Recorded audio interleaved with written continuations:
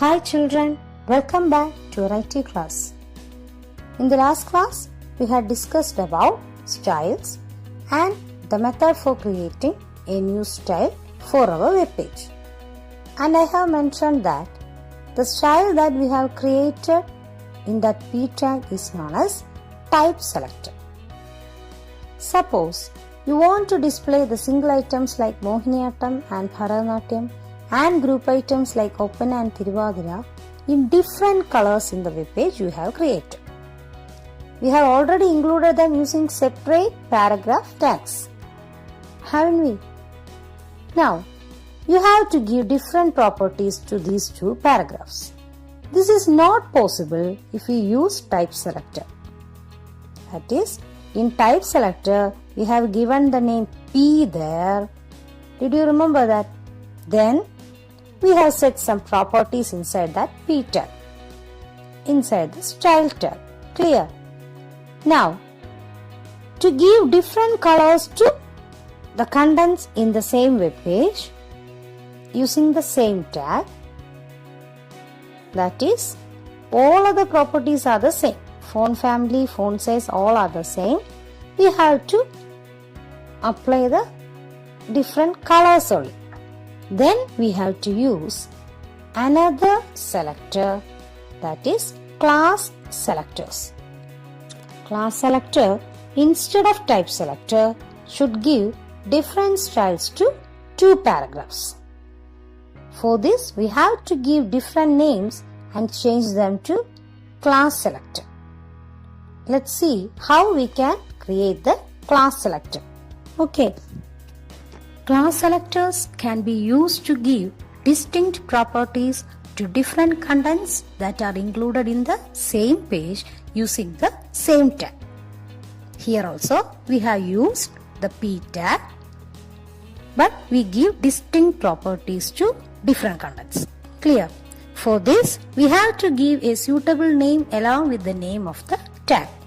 Tag and class should be separated using a dot.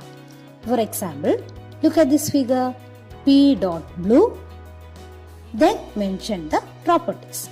Okay, here blue is the class. Now look at this figure. In order to add the property to the content we have created using class selector, we have to use the following rule. That is tag, then keyword class equal to name of the class. Okay, that is P class equal to blue. Similarly, we can include P class equal to red also in our program. Okay. Next activity is to modify the page background. How did you give an attractive background color to the web page you created earlier? Do you remember? Using BG color as attribute for body, we can give background color to the web page. Instead of giving attributes like this, we can use cascading styles, that is our type selector, to give background color to our web page. Up to this, we have given different cascading styles to the web page we have created. Now, how can you give the same style to another web page? Let's see. We can give the same cascading style to the style tag when we create different web pages. For that, we have to type and set the style tag in a separate file. That is, first we have to take the text editor. All of you know we have typed the codes in text editor. So, in text editor, we have to type and set the required style inside the style tag. Okay. Now save it in a new name. Then, for adding this style file, that is this style sheet, to another web page, we can make use of the link tag. The syntax is link rel equal to It is the keyword. REL is the keyword. You have to use the word as such. REL equal to style sheet. That is, we have to include the style sheet to the web page.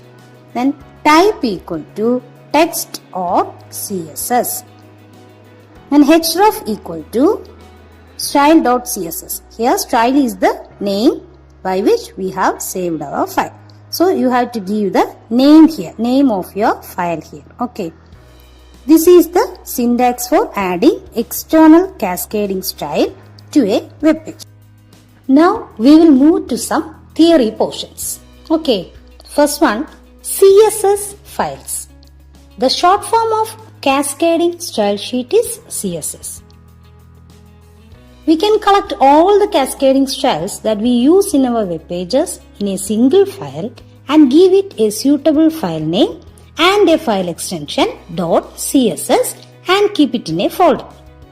The greatest advantage of this is that we can make use of the cascading styles of this file with a single line of code when we create a web page. You have studied the syntax of adding external cascading style sheet, right? So, by using that single line, we can add the cascading style to any number of web pages. Okay. Second one is history of CSS. HTML has had many versions at the beginning of www. In these versions, font, color, etc. were introduced in HTML 3.2.